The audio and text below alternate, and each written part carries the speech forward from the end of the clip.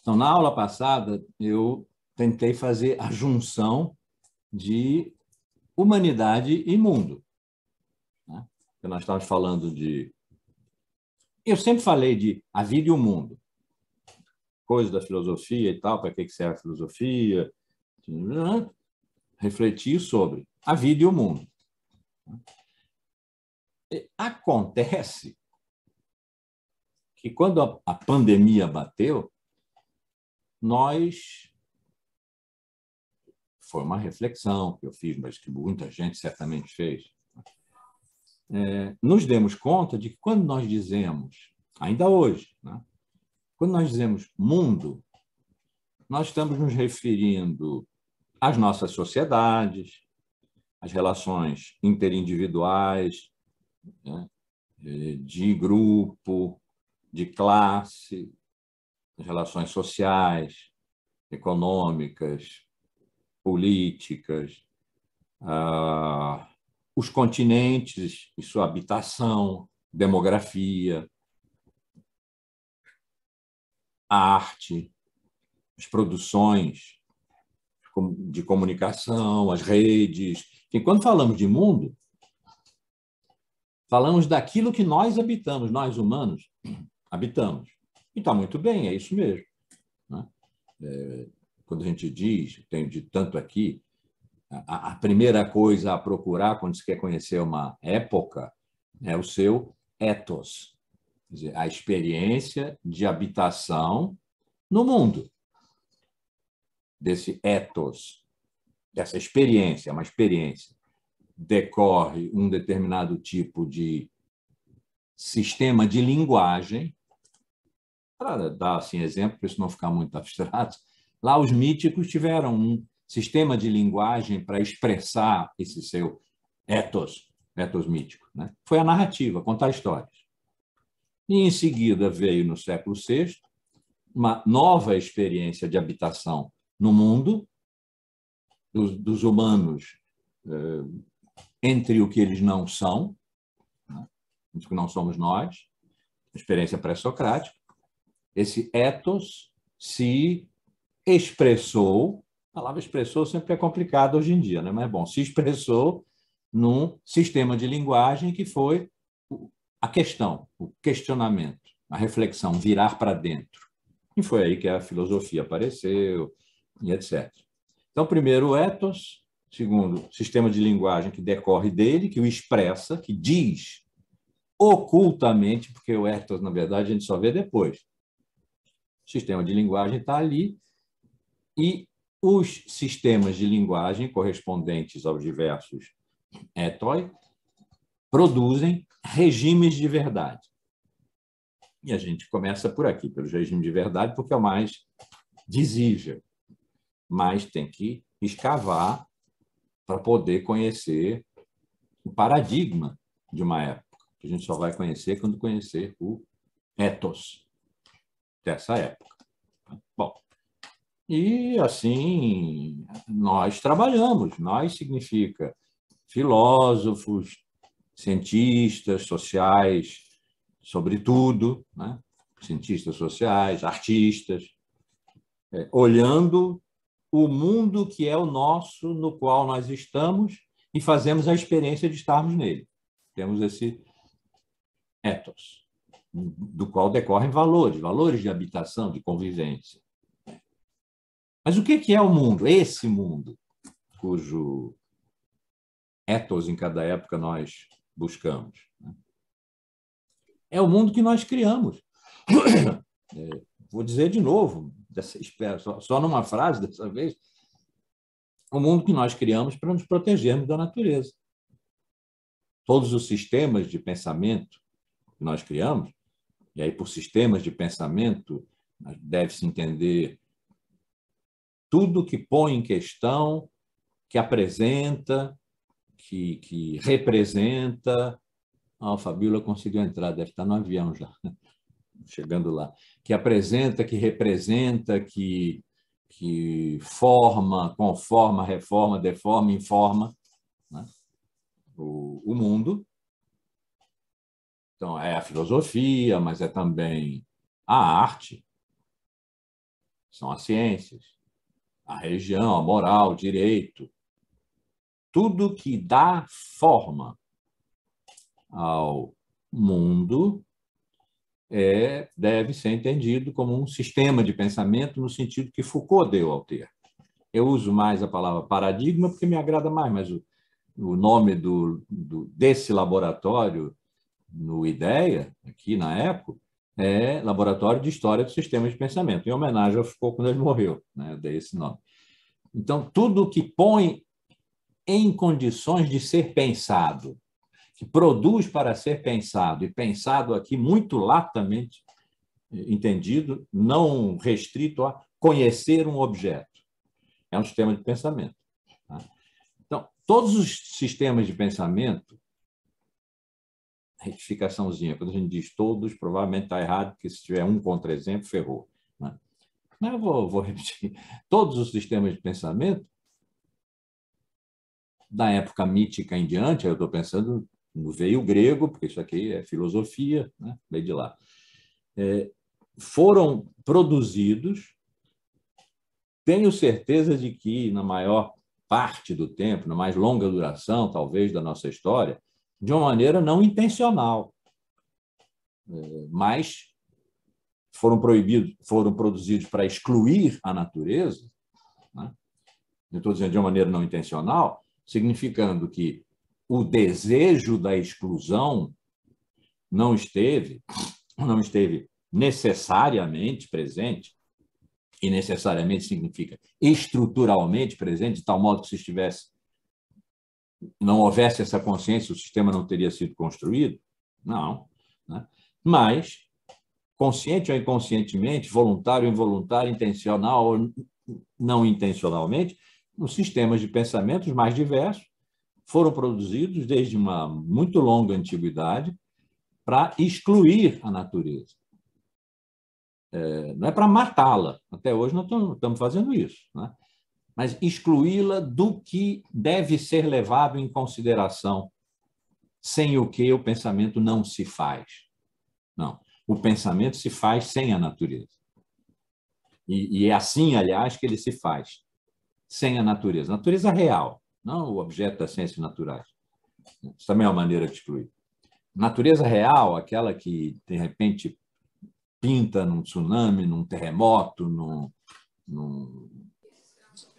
maremoto, em vulcões que rompem, destroem cidades e tal.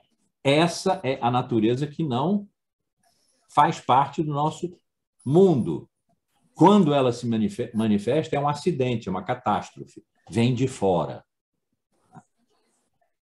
Então, quando nós ainda dizemos, mas acho que já posso começar a dizer, quando nós dizíamos mundo, nós estávamos nos referindo àquela construção protetiva que nós produzimos para nos afastar da natureza o mais possível,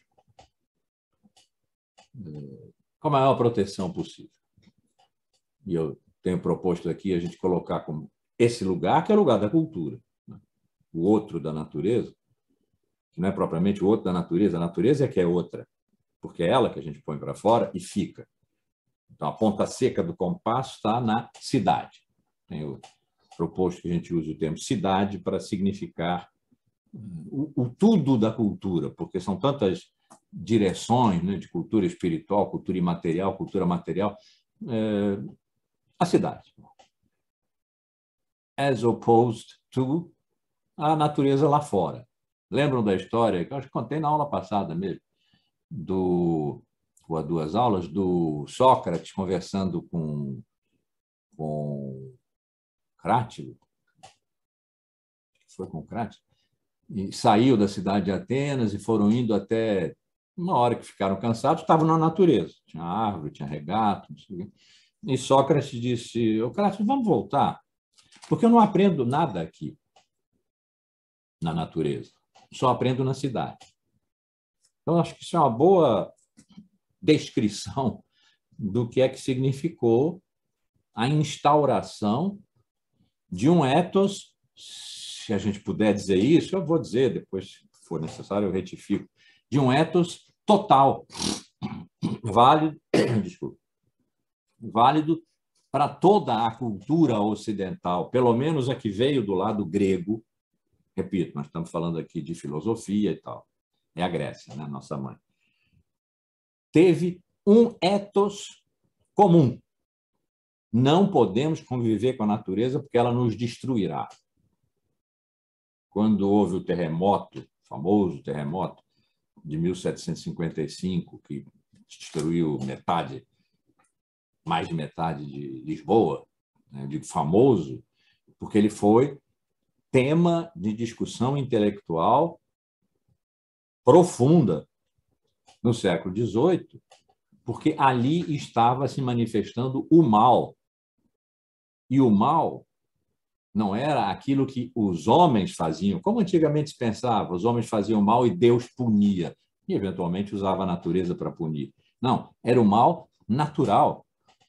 A natureza tinha, neste sentido, uma qualidade de o mal em relação à civilização, que não é natureza, que é criação, que é construção, invenção, todas as palavras bonitas que nós usamos e que vale serem usadas para significar que entre nós estão o compositor da Nona Sinfonia, o pintor da Última Ceia e da Mona Lisa, o escultor da estátua de Atena e do Davi,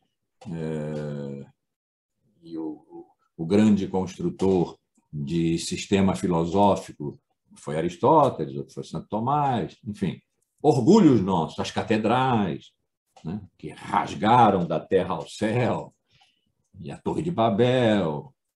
Isso que nos dá orgulho, e muito justamente nos dá orgulho, tem tudo um ethos comum. Arriscando aqui uma ideia trans, ética, que é arriscada, né? Mas que nós temos que manter a natureza tão longe quanto possível, porque ela nos é extremamente ameaçadora. Por que ela é ameaçadora? Porque o que nos define, mas isso é histórico, isso é histórico. O que nos define é a razão, é o conhecimento, é o cuidado que nós temos conosco. E isso a natureza não dá. A natureza, nós morremos na natureza. E lá nos dissolvemos. A natureza nos ameaça. Também ela é graciosa, no sentido de que para os povos coletores e tal, estão ali as frutas, eles vão e pegam. Sim. Mas isso é outra cultura, né? É outra civilização. A nossa, essa grega, muito transformada, né, que deu esses saberes que são os nossos, tem uma índole racional, razão, vontade, espírito, muito mais do que corpo, cidade. E vamos imaginar que seja comum a toda essa longa duração que hoje dizem que está acabando, né? Como cultura, outra virá após verdadeira, não sabe bem o que isso quer dizer, mercado de tudo, mercado do mundo, essas coisas.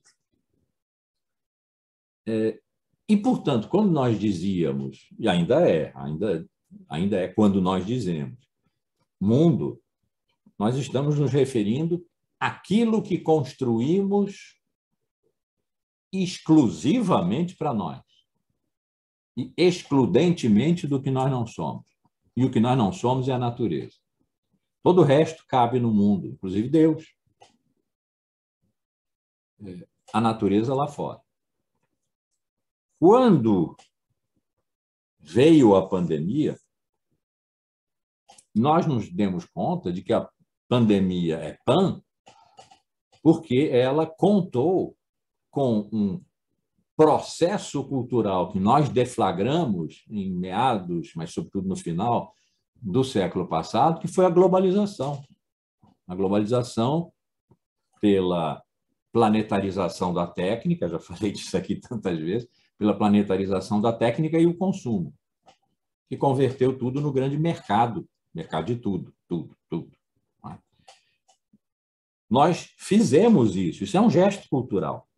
Dominar o planeta pelas técnicas, dominar as circunstâncias que passaram a ser, então, mais ou menos fortuitas, de espaço e tempo pela concentração aqui agora das tecnologias e muitas outras coisas. Nós estamos recebendo agora, anteontem e ontem, recebemos imagens estonteantes do James Webb em órbita tão longínqua de nós, né? Imagens que possivelmente, dado que a expansão do elemento de informação do universo, que é a velocidade da luz, a 300 mil quilômetros por segundo, coloca essas imagens a qualquer coisa como 13 bilhões de anos atrás. Porque quando a gente aponta um radiotelescópio para o céu, ou põe em órbita para ver mais longe, o que a gente vê é o passado. Né?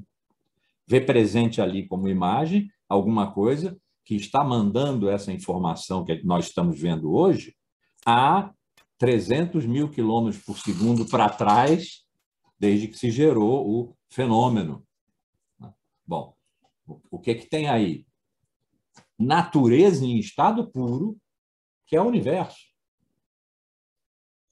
Cheio de desordem, desequilíbrio. E beleza. Beleza vemos nós. Nós temos um telescópio. Esse telescópio nos capta coisas naturais. Frequências de rádio, explosões, né? Coisas realmente existentes, ontologicamente existentes. Transforma em imagens e manda as representações decodificadas tecnologicamente disso que foi captado por aqueles espelhos do James Webb, passa para nós como imagens. São estonteantes, são lindíssimas. Aquilo é o nosso universo. Nós somos uma partícula minusculamente ridícula, né, desse universo. Mas nós o pusemos como nosso objeto. Ele é realmente o que ele é. Mas só faz sentido, isso significa, só faz sentido para nós. É para nós que alguma coisa deve fazer sentido. Do resto, as pedras e as leoas, não sabemos. Para nós tem que fazer sentido quando nós o representamos, quando nós o pomos em imagem, isso é cultura. Então, quando nós planetarizamos a técnica, mais do que planetarizar, nós cosmoloficamos, né, o universo. E agora, então, quando nós dizemos mundo, não basta mais levar em consideração o que nós criamos para afastar a natureza. Natureza agora no sentido cósmico do termo. É preciso levar em consideração que quando nós fizemos a globalização pela eficácia tecnológica, essa poderosa eficácia da qual o James Webb é hoje o representante mais agudo, né? Nós nos incluímos inintencionalmente, mas nós nos incluímos no mundo, porque não houve mais espaço de partilha no sentido francês do termo de separação. Não há mais espaço de separação. Nós aqui, a cidade, ela lá, as serras. Essa de Queiroz, a cidade das serras. Falei na aula passada. Nós aqui, cidade, temos muralhas. Tudo que fica fora das muralhas é inimigo. E o inimigo é a natureza. Não dá mais. Quando nós globalizamos, nós derrubamos as nossas muralhas e abraçamos o planeta. Abraçamos tecnologicamente, dominadoramente, o planeta. E do planeta, o que está para fora do planeta. Estamos hoje vendo o passado. Estamos a 700 milhões de anos, provavelmente, do momento em que ou bem havia alguma coisa que se transformou no universo, mas não era ainda um universo, ou não havia nada e apareceu o universo, e que não será fotografado pelo James Webb, porque não havia luz, né, naquele momento. Mas estamos muito pertinho de saber, no concreto, material, a grande pergunta, uma das três grandes perguntas da filosofia, quando a gente já pensa na vida, não aquelas coisas abstratas. De onde viemos? De onde vimos, na verdade, porque é pretérito perfeito. Né? Não, viemos mesmo, porque é pretérito perfeito, está certo. De onde viemos? Né? O resto, quem somos e para onde vamos, está determinado aí. Quem somos? Poeira de estrelas. Para onde vamos? Sei lá, vamos levar a breca, porque esse negócio pode acabar. Nós estamos esforçando um bocado para isso. Então, quando nós dizemos mundo agora, nós não estamos mais falando estritamente da cultura criada por nós para, intencional ou não intencionalmente, excluir a natureza. Não tem mais lugar fora. Também já disse isso aqui tantas vezes. Vem ao caso dizer de novo. Não tem mais lugar fora. Então, não tem nós e ela, aqui e lá, dentro e fora, subjetividade e objetividade, sendo que essa objetividade não é a dos objetos que nós escolhemos para nós como cultura. Por exemplo, o universo visto pelo James Webb. Aquelas imagens são cultura. Mas fora daquelas imagens, o que elas captam é real, é de verdade. Nós só não tínhamos observado ainda, mas o fato de não termos observado não significa que não estivesse lá. Agora nós estamos em condições de observação, ou seja, o nosso arsenal tecnológico se ampliou estratosfericamente, né? A palavra cabe aqui. Se ampliou uma barbaridade. E nós começamos a poder ver o que antes não víamos, mas estava lá. Então, aquilo que nós vemos, que o James Webb manda para a NASA, que a NASA distribui pelas universidades que estão fazendo pesquisa, é cultura. Mas o movimento que o James Webb está fazendo de entrar no universo desconhecido é tanto cultura quanto natureza. Porque ela está lá. Ela está lá e ela está sendo adentrada curiosamente, temerariamente, temerosamente, alegremente, né, por um artefato de cultura que está procurando captar uma natureza real. Quer essa natureza. Quando a capta, vira imagem. Imagem é artefato cultural. Mas agora nós queremos a natureza. Essa, gigantescamente excedente em relação a nós, 13 bilhões de anos. São os cálculos que devem estar certos. Né? São os cálculos que estão sendo feitos em relação àquelas imagens.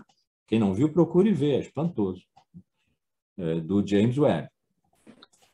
Aqui no plano intermediário nosso, não é no infinitamente pequeno dos átomos e partículas subatômicas e quarks e tal, mas no plano intermediário, aqui onde nós vivemos, onde temos corpos e encontramos corpos, né, nós estamos maltratando a natureza, que está nos maltratando. O que a pandemia evidenciou foi isso. Mas o mais que a pandemia evidenciou é que quando nós dizemos mundo hoje, não estamos, ou se estamos, devíamos retificar, ainda estamos, mas não estamos mais falando simplesmente daquilo que nós criamos para nos proteger, o que tem muralhas. Um dos sentidos, notinha de pé de página, às vezes elas são longas, né? Um dos sentidos, um dos exemplos que você poderia dar da antiquíssima palavra logos, a dos pré-socráticos, 6 séculos antes de Cristo, antes de logos virar razão, e isso ficar tão óbvio que tem até uma ciência para o logos, que é a lógica, né? uma ciência para a razão, para o uso da razão, técnica, portanto, técnicas de bom uso da razão, para não errar, que tem leis, princípio de identidade, princípio de contradição, princípio do terceiro excluído, organizado no século IV a.C. por Aristóteles, e que só houve acrescentamento de um princípio da razão suficiente, que foi no século XVII por Leibniz. Então, esse modelo de domínio da razão pelo usuário da razão, que somos nós, é muito antigo, mas muitíssimo antigo e constante, bem estável, a partir de Aristóteles, bem estável. Mas antes disso, e pouco antes disso, Aristóteles, século IV, 2 séculos antes, no VI, os pré-socráticos usaram a palavra logos num sentido cósmico. Não quer dizer cosmológico, o espaço sideral, isso que nós estamos explorando agora. Quer dizer, cosmos no sentido da ordem, da harmonia, beleza, do ajustamento, da justeza, da justiça. Então, ordem, beleza, justiça, num sentido bem grego. Não. Tem alguém? Clay, você está com o microfone. Água normal, irmão. Clay, você está com o microfone aberto. Eles usaram a palavra logos para dizer a força que recolhe toda a dispersão. A dispersão, a natureza, aquilo que nos assusta, aqui eles deram o nome physis, mas não traduziram naquele momento por natureza, natureza natural lá fora. Physis é outra força cósmica que dispersa. Eu tenho usado muito aqui o exemplo de sístoles e diástoles, né? O sangue, ele vai e vem, vai e vem, vai e vem. Ele se dispersa e recolhe, né? Ele vai para todos os cantos do corpo e faz seu trabalho da vida, né? E volta para um lugar só, se concentra, que é o coração. Depois de passar pelo pulmão, ser limpo, etc. E de novo vai, de novo volta. Assim, physis, sístoles, e logos. Então, logos é uma força de produção de unidade na diversidade. Então, várias coisas que nós hoje não chamaríamos de logos de maneira nenhuma eram, no entanto, na época, perfeitamente compreensíveis como logoi. Por exemplo, a colheita de uvas. Elas estão dispersas pela natureza. Quando nós pegamos o cesto e as trazemos para dentro do cesto, nós estamos fazendo um logos. E as muralhas.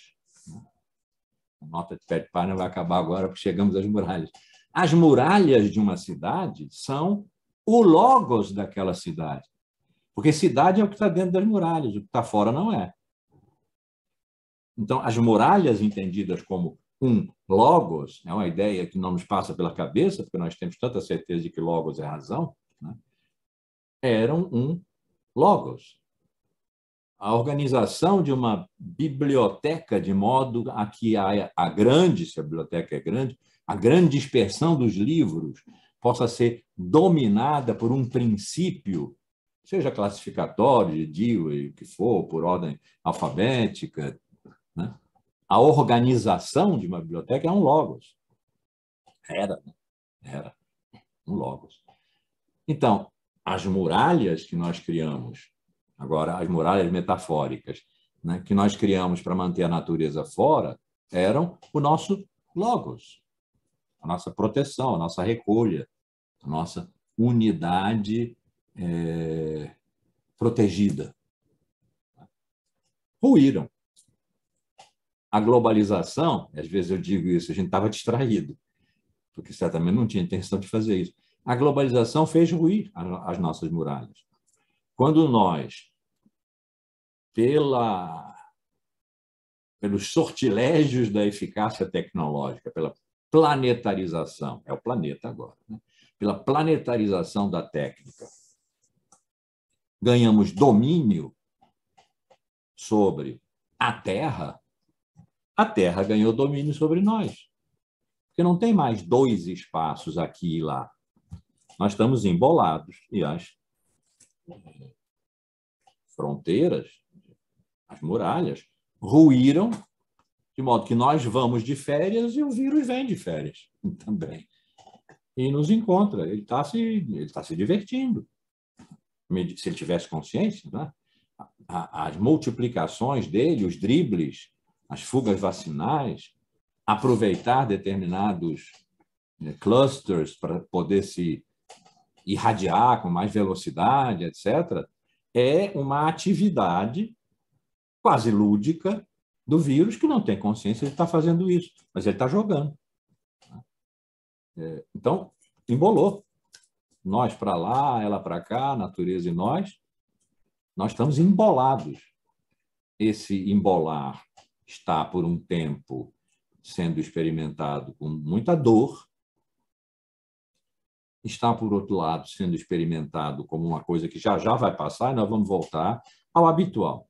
O habitual é nós aqui, ela lá. Nós vamos encontrar maneiras de manter longe os perigos que a natureza descarrega sobre nós. Não vamos conseguir. Essa barreira está quebrada. E não é mal, porque agora nós podemos não só refletir, mas agir como quem está no meio da natureza, e é isso, também eu já disse tantas vezes, é isso que significa meio ambiente. Proteger o meio ambiente. Proteger o meio ambiente dá a impressão de que nós aqui, o meio ambiente lá, e nós vamos lá proteger o meio ambiente. Vamos à floresta, vamos aos povos ribeirinhos e tal. Não, nós estamos no meio do ambiente que é o nosso, e nesse mesmo meio estão a floresta, os povos originários, os rios que estão secando e as espécies em extinção. Todos estamos no mesmo meio. O nosso ambiente é o mesmo. É a Terra. É o planeta. Então, a aproximação que eu fiz na aula passada foi a de tentar dar um sentido referencial, novo, condizente com a época que nós estamos vivendo, àquilo que, sem maior pretensão, né, eu dizia, quando dizia, bom, de que é que nós tratamos? A filosofia trata de quê? Da vida e do mundo. Bem, mas mundo agora é o planeta. E é o planeta significa é o planeta posto na dimensão cosmológica que nós estamos capturando por imagens e que, portanto, podem significar para nós uma grande ferida narcísica. Falei isso na aula passada aqui também. Como foi a descoberta científica de que a Terra não era o centro do sistema, feita no século XV por Copérnico, porque se aqui foi o Jardim do Éden, se aqui na Terra Deus criou todas as coisas, como é possível que esse lugar que Deus habitou não seja o centro de todo o sistema planetário, cósmico? Então, não foi por nenhum motivo observacional, calculado, que Aristóteles, por exemplo, século IV a.C., 6 séculos depois de Ptolomeu, e aí era um cientista, de modo que correu daí em diante, determinaram que a Terra era o centro do sistema e o Sol era lá um terceiro circulador em torno da Terra, né? Na mesma época de Aristóteles, Hiparco de Samos determinou que não, que era o Sol. Bom, por observações que fez lá. Perdeu. Foi recuperado por Copérnico no século XV. E a grande... Copérnico não publicou o livro dele, chamado As Revoluções, justamente, não publicou o livro dele em vida. Ele sabia o perigo que ele estava correndo. Porque para Aristóteles, que era o filósofo, e para a igreja, que adotava Aristóteles como o filósofo, por isso ele era o filósofo, que a igreja o adotou como filósofo oficial. Diziam, cada um por seu motivo, mas eles confluíam, que a Terra era o centro do universo. E tirar a Terra dessa posição era uma catástrofe. E era um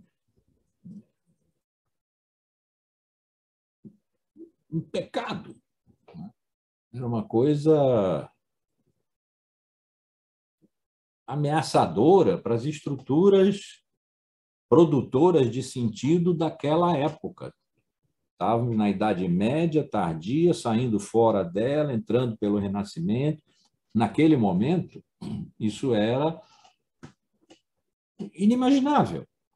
No entanto, verificável, calculável, observável e dizível.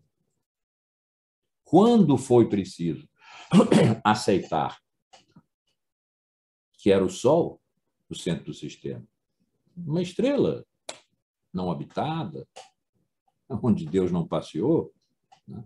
Isso foi uma tremenda ferida narcísica. Não foi a primeira, mas uma tremenda ferida narcísica. E hoje nós estamos passando por outra. Quando nós recebemos essas imagens do James Webb, nós vemos o universo, porque saber que o universo é infinito, isso Galileu disse no século XVI, né?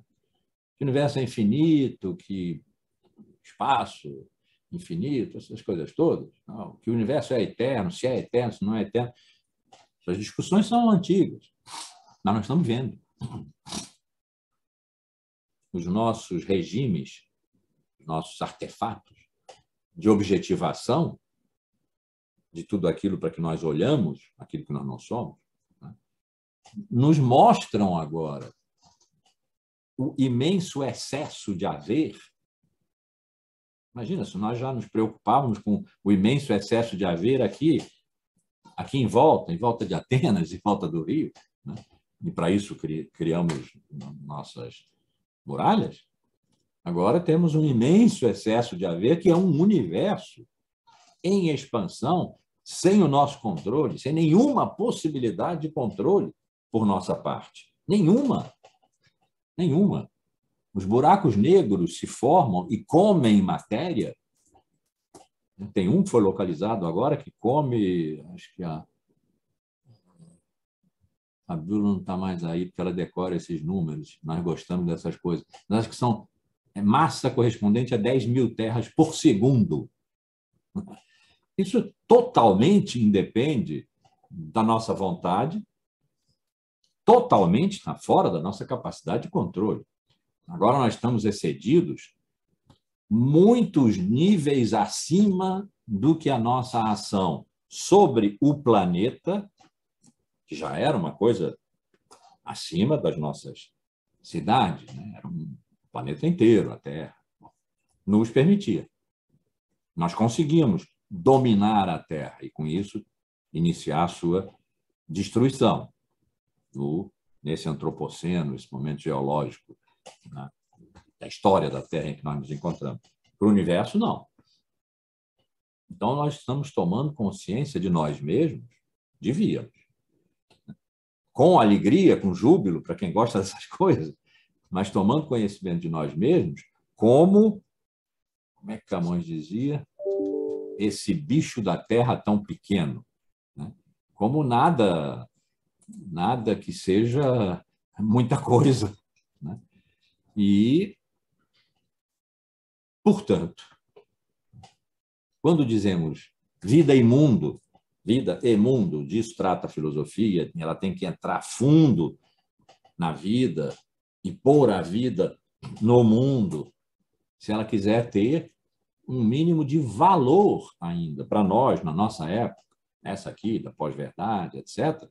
Quando nós dizemos mundo agora, não estamos falando da cultura. Claro, estamos falando da cultura também, né? Sempre vamos estar falando, na medida em que falar já é um gesto cultural, que tem objeto. Mas nós estamos falando daquilo que nos cerca, nos determina, nos esmaga, em certas medidas, né? O universo todo, nos esmaga, nos apequena, E isso deveria formar um novo modo de ser sujeito, de sermos sujeitos, que a pandemia forçou, senão a gente não estaria vendo isso. Essa proximidade brusca, súbita e mortal da natureza, sob a forma do vírus, eu tenho chamado o beijo do morcego, nós ainda levaríamos um bom tempo para ver, para perceber, ou não perceber. Teríamos uma percepção diferente também do que as imagens que o James Webb está nos enviando significam. Mas quando nós dizemos mundo agora, então, nós estamos falando da Terra. Estamos falando de um planeta inteiro que é extremamente seco em alguns lugares, é desértico, extremamente úmido em outros, onde há avalanches de gelo se derretendo. São avalanches, né? Tem as imagens delas, de gelo se derretendo, onde tem trombas d'água. Agora, sobre a Finlândia, no mar da Finlândia, tinha simultaneamente 7 trombas d'água. Tromba d'água é uma catástrofe de água se abatendo, né? Sob aquela forma, meio furacão. Tem até a ideia da bomba de água, que vem de uma vez só e depois para. Mas não, a tromba d'água vai chover, são 7 sobre o mar da Finlândia. Isso não pode agora mais deixar de ser considerado mundo para nós. Não só, quer dizer, a Terra lá fora, aí deixa, os geólogos vão tratar disso, os geógrafos, os cientistas, não, isso nos afeta, faz imagem, está na primeira página de jornal de hoje. Tá? Faz imagem, tem sentido para nós. Não é simplesmente uma coisa da natureza. Ou, por outro lado, a natureza não é mais simplesmente uma coisa da natureza. Pertence à cultura como a cultura pertence à natureza. A cultura é o quê? É o nosso modo quase biológico de sermos esses animais que nós somos, habitantes da natureza como o vírus, que tem outro modo biológico de ser. Mas nós somos vizinhos e coexistentes. Então, a ideia de que, depois de falar tanto sobre a pobreza, diversos sentidos, dinâmica da pobreza, atividade e não passividade, etc., era preciso falar um pouco de mundo. Porque a pobreza, a humanidade, estamos falando de a humanidade, 2 meias humanidades, tudo bem, tentando dar alguma concretude não abstrata, não metafísica à humanidade. Né? A gente fez esse esforço aqui, esse caminho, mas como se ela não tivesse um lugar convulsionado como seu mundo. Nós nos acostumamos, fomos ortopedizados para isso, desde os gregos, os babilônios, os egípcios, mas chegou para nós pelos gregos. A geometria. A geometria é uma maneira de tornar o espaço neutro. É comprimento, altura, largura, depois entrou o tempo, como 4ª dimensão do espaço, né, muito recentemente. Mas eram essas 3 dimensões que faziam com que, quando se dizia espaço, nós estivéssemos sempre falando de um conteúdo, de um continente neutro, onde se pode botar qualquer conteúdo. Aqui, no meu escritório, aqui na minha biblioteca, cabe um conteúdo aula, por exemplo. Cabe um conteúdo reunião de família. Cabe um conteúdo festa. Se eu estiver inteiramente deslocado, eu posso trazer um elefante para cá e fazer daqui uma representação de jardim zoológico ou de circo. Isso é muito difícil de fazer, mas não é por causa do espaço. É porque não vai caber no elevador, essas coisas assim. O espaço é compatível. Ele não muda em nada. independentemente do que esteja dentro dele. Não muda em nada, ele é neutro. Ele é continente para qualquer conteúdo, mas não é mais. Não é mais. O espaço, hoje, para nós, que é a Terra, portanto, não é uma geometria, é a Terra, com todas as suas rugosidades, com todas as suas quebras, com todas as suas falhas, né? Sei lá, a falha de San Andreas, um dia um pedaço lá dos Estados Unidos vai se separar e ficar à deriva. E outras coisas desse tipo. Esse é o espaço. O espaço-mundo é a Terra. É um planeta. Planeta que nós habitamos, com nossa cultura, esse nosso modo especial de sermos um animal entre outros animais. Então, a pobreza habita um mundo, pobreza e a riqueza, as duas meias humanidades, cada uma se apropriando do mundo de uma maneira antagônica. A pobreza habita um mundo que não tanto faz. Dependendo de onde ela, esse contingente de pobreza, esse número significativo a ponto de chamar a atenção, está aqui, de pessoas pobres, muito pobres, miseráveis, remediadas, que significa tendentes a pobres, habitam, dependendo do lugar onde elas habitam, é quase como se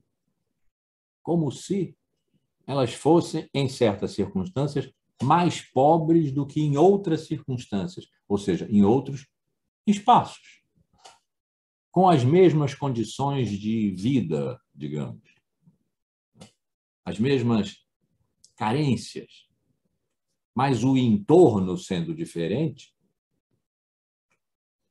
aquilo que seria a mesma pobreza objetivamente considerada, descritivamente, numericamente avaliada, é mais pobreza ou menos pobreza, segundo a sua habitação. Segundo estejam num lugar árido ou úmido, num lugar de floresta ou num lugar de deserto, num lugar frio ou num lugar quente, o que significa lugares diferentes do planeta. Isso é ativo, o planeta age, porque ele se move. Ele se move em relação a si mesmo, ele se move em torno do Sol. Então, frio e calor, inverno, verão, etc., são atitudes do planeta, das quais ele não tem consciência, mas consciência não é essa coisa toda que nós inventamos durante tanto tempo como sendo o ápice da criação. Deus é puro intelecto, então nós, a última criatura, à imagem e semelhança de Deus, temos o intelecto como suprema qualidade. O que deu a razão, a racionalidade, a consciência, a subjetividade, etc., esse lugar de topo, de céu, de trono, de rei.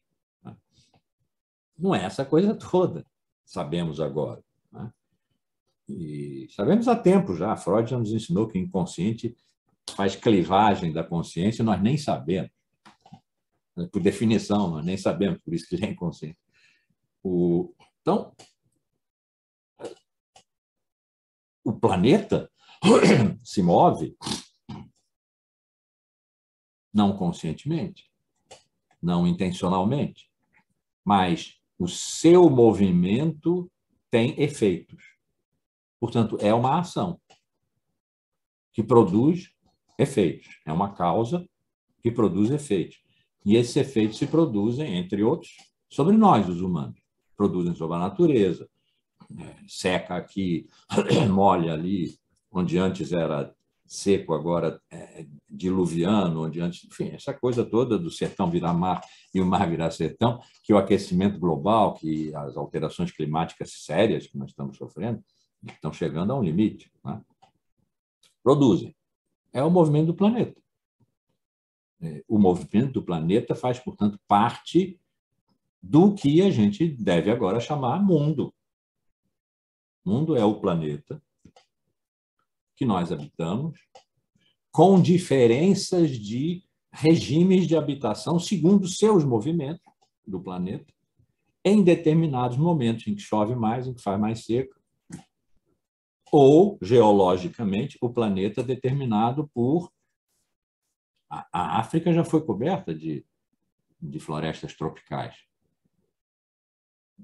Hoje, ela é, em muitas regiões suas, extensos desertos, onde, aparentemente, a pobreza é mais pobre, o que não é necessariamente verdadeiro.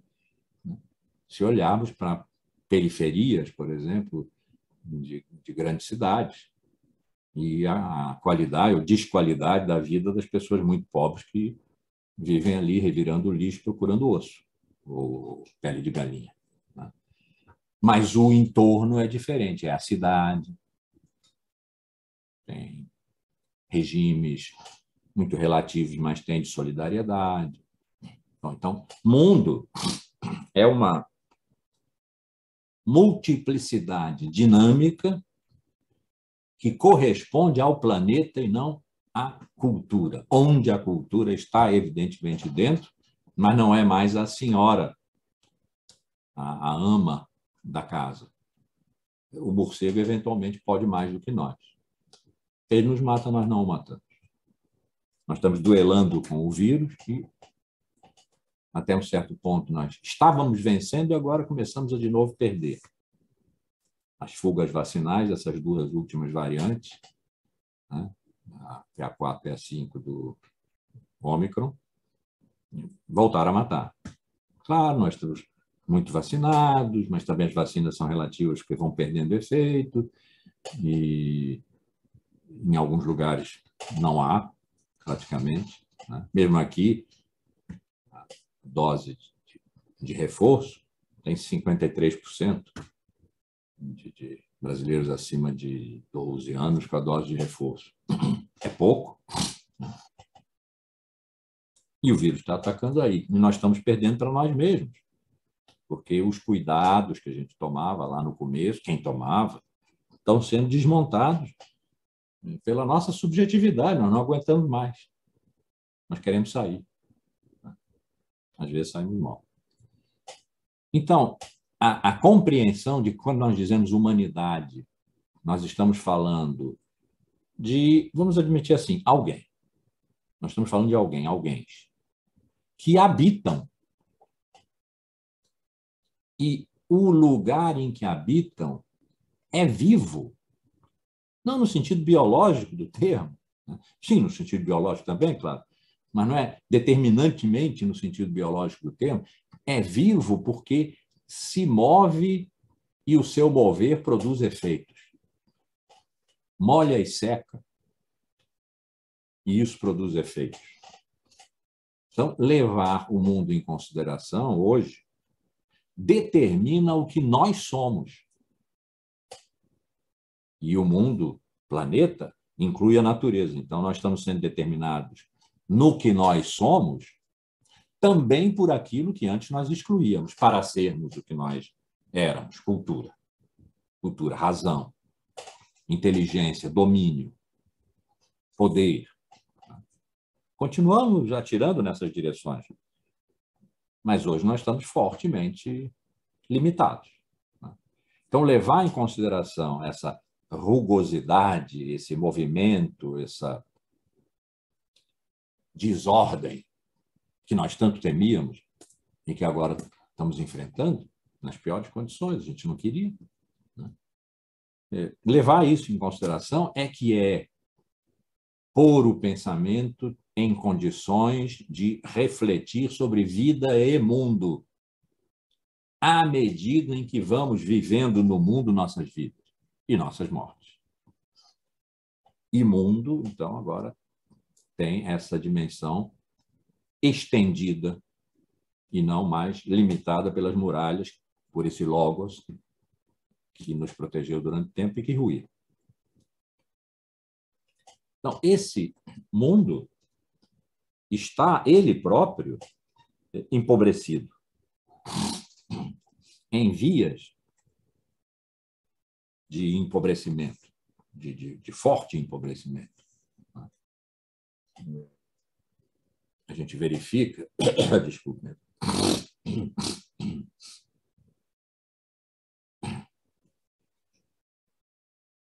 Calor. Que a gente verifica em termos, por exemplo, daquilo de que tanto falamos.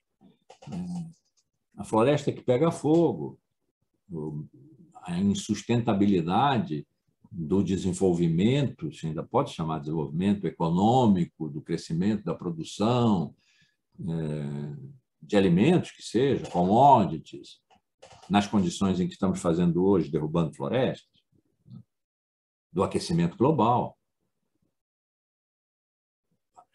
Hoje é um termo banal, o aquecimento global. Mas o aquecimento global não é simplesmente uma coisa objetiva que se mede em graus. É o resultado de um estilo de vida, quer dizer, de uma subjetividade que insiste em não levar em consideração que tem um mundo, que nós, os humanos, não somos simplesmente sujeitos de conhecimento e controladores da realidade pela técnica, nós vivemos num lugar que vive e que reage à nossa vida quando nós vivemos de tal modo que agredimos essa vida dentro da qual nos movemos e vivemos no planeta, a Terra. Então, o aquecimento global, banal dizer isso, não é? Mas ele depende de nós.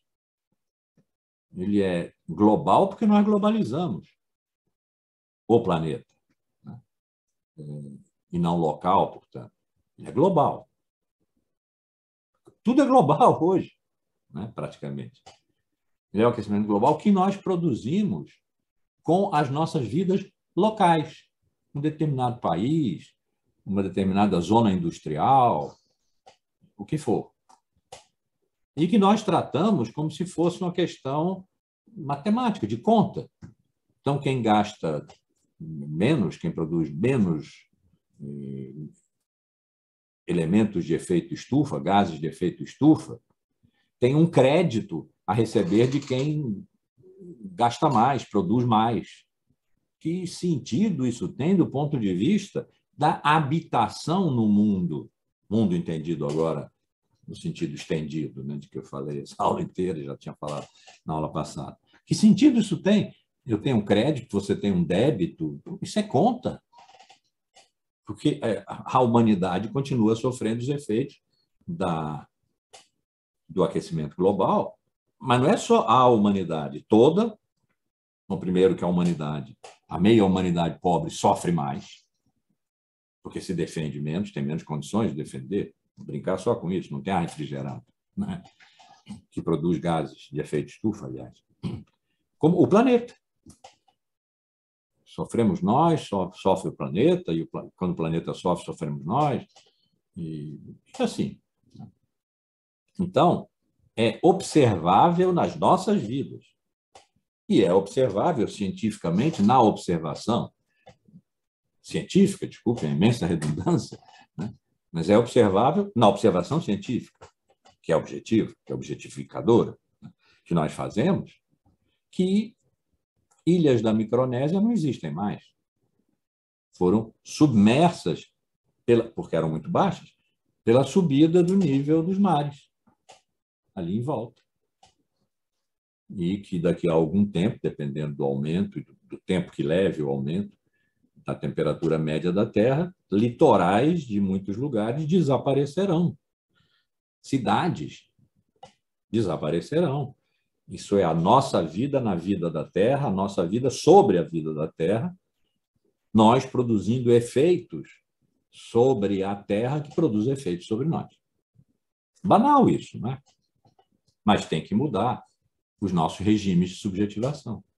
É banal, mas é um desafio radical de que, se nós não mudarmos os nossos regimes de subjetivação, os nossos regimes de verdade, os nossos sistemas de linguagem, quer dizer, de falar com o mundo.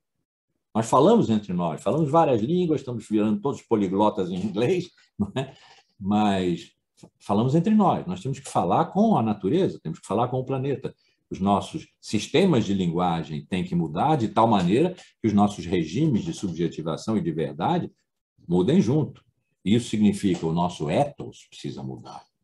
É aí que está o radical da revolução que nós precisamos fazer, olhando para o empobrecimento das gentes e da terra. Olhando simultaneamente esses dois empobrecimentos, essas duas produções de pobreza, porque a pobreza não é natural, né? É social. Então, essas duas produções de pobreza, nós podemos, talvez, dar alguns passos na direção de compreendendo melhor, não tomando como natural, como no Sul se toma, por exemplo, minha família lá do Sul. Não, os pobres são naturalmente pobres. E eles ainda crescendo, porque não querem trabalhar, porque trabalho existe. Pode não ter emprego, mas trabalho existe. Para quem quer trabalhar, trabalho existe. Pronto, a culpa é dos pobres. Mas isso é recorrente lá, Aristóteles, meu querido Aristóteles, século IV a.C., dizia: alguns nascem livres, outros nascem escravos. Mas Heráclito diz também. Tá? A guerra de todas as coisas do Senhor, a uns faz livres e a outros faz escravos. Então, que a escravidão seja natural, que a pobreza seja natural, isso é alguma coisa que ainda percorre ambientes humanos de convivência que não levam em consideração conviventes naturais, como, por exemplo, os pobres e o mundo empobrecido. E continuam vivendo na dinâmica das cidades, cidade, agora metáfora e não metáfora, que precisam crescer, que precisam se desenvolver, que precisam de energia, e essa energia é fóssil, e um dia a gente dá jeito nisso, mas por agora não é possível, porque tem a guerra da Ucrânia, negócio do gás, negócio do petróleo, temos que resolver isso, isso é o imediato. Enfim, em grande medida, nós estamos tomando como natural o que é fabricado, o empobrecimento das gentes, o empobrecimento do mundo, do planeta, e temos metas. A ONU tem metas, até 35, até 50, né? Tem metas, que não vão ser cumpridas. Algumas vão, outras não vão, mas que, no conjunto, se não mudar o ethos, a nossa experiência mais radical, é a mais radical que há, experiência humana, a da habitação. Se nós não aprendermos, e eu não tenho aqui receita, né? Ninguém tem, eu acho, por enquanto, não sei. Leonardo Boff talvez tenha. Se nós não aprendermos que o valor dos valores na nossa habitação é a proteção amorosa e não a exploração produtiva da terra, Gaia, e de nós próprios, das nossas vidas. Os nossos regimes de linguagem não vão conversar com o planeta. Nós vamos continuar tomando a natureza como agressora inimiga. Isso não vai nos fazer nenhum bem, porque derrubado o muro, ela vai continuar nos agredindo. Ela só não sabe disso, nós é que sabemos. E se não fizermos nada para mudarmos os nossos regimes de subjetivação e de verdade, daquilo que se diz em relação àquilo que é, o nosso território, o planeta, nós vamos morrer disso. Mas é daqui a muito tempo. Tá bem, nós vamos morrer disso. Nós não vamos daqui. Mas enquanto nós não morremos aqui, alguém está morrendo agora aqui por causa disso. Alguém cuja pobreza foi produzida. Embora tenha nascido pobre. Alguém que nasceu pobre, bom, mas nasceu naturalmente pobre. Não, porque não se nasce na natureza, nasce na cultura, nasce na sociedade. E há enormes contingentes de pessoas que foram postas para fora. Sobretudo se a hipótese de que, na nossa época, a exclusão for, de fato, estrutural e essa estruturalidade for, de fato, irreversível. Rezo para que não seja, mas é o que está nos sendo oferecido nesse momento de polarizações do 1%, 10% versus a meia humanidade excluída, sem lugar do meio em que se possa negociar. Aquela ideia das placas tectônicas que estão flutuando, mas um dia vão bater. E o fundo do mar vai levantar e um tsunami diabólico, né, vai abalar a nossa civilização. Nossa, a ocidental, judaico-cristã, com esses valores que nós conhecemos, greco-romana, com esses valores que nós conhecemos, mas que leva de cambulhada também as outras, porque no regime de globalização, essas separações que havia antes não existem mais, ou estão em vias de desaparecer. Houve um tempo em que o Oriente era uma coisa meio mágica, mítica, era onde havia os gigantes com um olho só, as sereias que desafiaram Ulisses na volta para casa, enfim, era um Oriente misterioso. E não é tanto tempo assim atrás, se nós pensarmos no tempo da nossa cultura, nossa civilização, o tempo da Terra nem é o caso, mas foi Camões. Renascimento, ali, outro dia, na esquina. Durante a Idade Média toda, né? Chamava-se as Índias próximas e as Índias remotas. Isso era o Oriente. Hoje, o Oriente, que é a China, segunda maior potência do planeta, é precisamente uma grande potência do planeta. Ela já foi o império do meio, entre o céu e a terra. Extremamente desconhecida para nós. A recíproca sendo verdadeira, nós éramos para eles bárbaros, até porque não tomávamos banho. Essas menções existem. Não tomávamos banho todo dia, cheirávamos mal. Para eles, lá era. Né? Marco Polo foi lá, né? E narrou. Temos poucas narrativas antigas.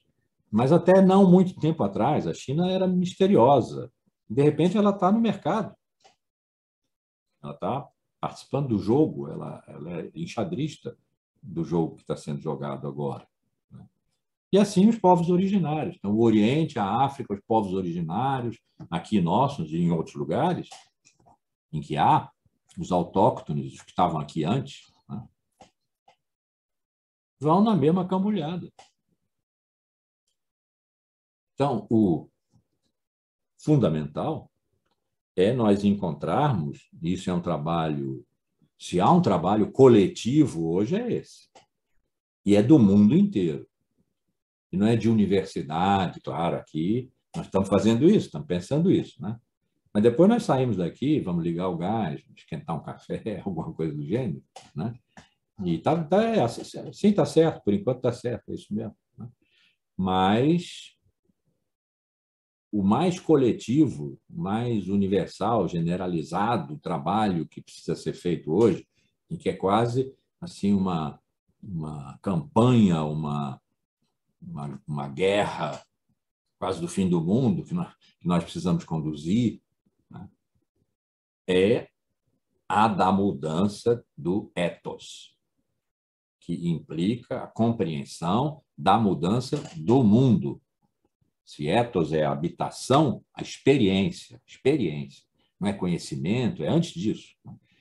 A experiência de habitação do mundo. Então, quando o mundo é a Terra, é o planeta, e o planeta, por sua vez, é uma pequena coisa na dimensão estratosférica do universo, e tudo isso for assimilado por nós, ou por um número significativamente de nós, e possamos começar a fazer massa para mudar essa experiência, esse ethos, nós vamos aprender a falar com o planeta, sistemas de linguagem, nós vamos nos tornar outros sujeitos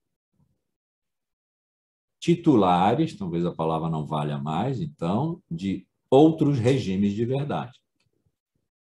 O mundo vai ser outro, ou não será. Porque nós temos a capacidade de estupidez suficiente para olharmos, nós olhamos, vermos, nós vemos, avaliar, nós avaliamos, projetarmos soluções, nós projetamos e não realizarmos. Porque é custoso para o sujeito que nós somos, que nós vínhamos sendo e ainda somos. E nós não queremos conversar com o planeta, nós continuamos querendo dominá-lo. E aí pode não acontecer nada em tempo nenhum ou nada a tempo. É possível. Então, compreender o sentido do que significa vida e mundo, porque esse é o lugar do mais radical de nós, a experiência ética. E que vida e mundo estão em regime de empobrecimento próximo da morte. Morte é no sentido mais amplo, desde daquela que o vírus produz em nós e que nós produzimos uns nos outros, atirando na festa de uma pessoa que tem uma opinião política e tocando fogo na floresta. E todo o resto que nós fazemos, as guerras e tal, nós somos mestres em destruição. Que isso seja o nosso difícil contexto atual, já foi tão mais pacífico, né? Quando a gente, nós, os da cidade, os das muralhas, vivíamos lá nos mosteiros, pensando e olhando para Deus, a vida contemplativa, que era superior à vida ativa, lá na Idade Média, e pensando aquelas coisas maravilhosas, adoráveis, com as quais nós explicávamos a vida. Explicávamos a vida, uma vida que não vivíamos, que outros viviam. Nós éramos os que oravam, os oratórios. Tínhamos que trabalhavam, os laboratórios, os trabalhadores. As nossas explicações não valiam para eles. Mas para nós eram muito pacíficas. Nós, digo, os intelectuais, os que hoje estão na universidade, eram muito pacíficas, era fácil viver nesse sentido. Hoje não é mais. Bom, azeite, como se dizia. Não é mais, mas é o nosso tempo. Então, nós temos que fazer aqui e agora aquilo que há para fazer aqui e agora. Nós sabemos o que é.